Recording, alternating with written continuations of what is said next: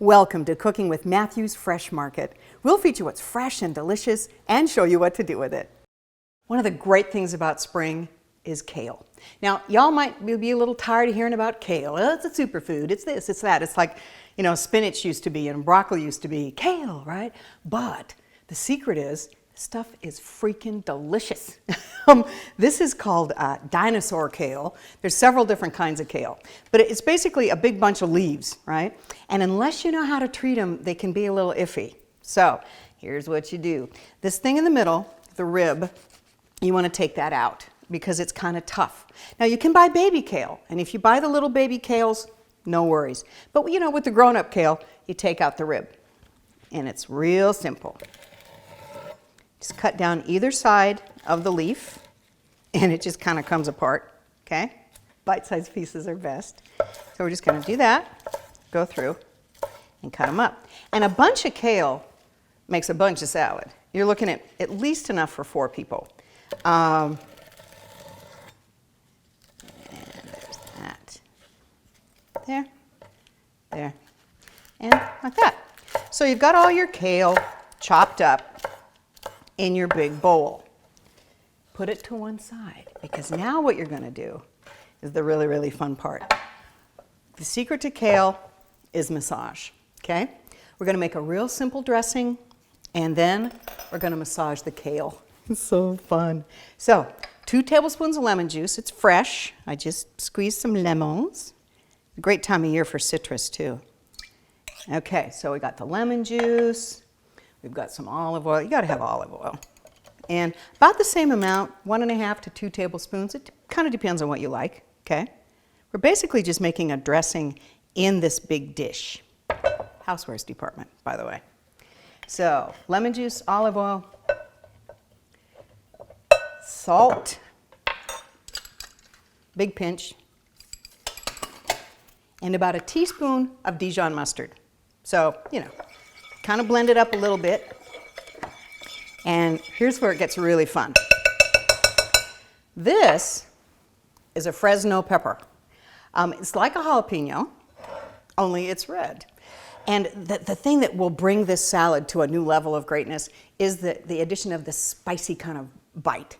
But it depends on what you like, too. If you don't like real spicy food, take out all the seeds, and the heat lives up here, okay?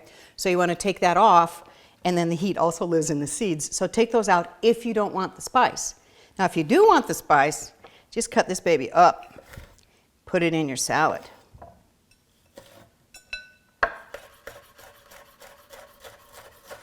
Whew. See, now right there, I'm going to stop because that's looking like a little bit of indigestion to me. So finely mince this Fresno pepper.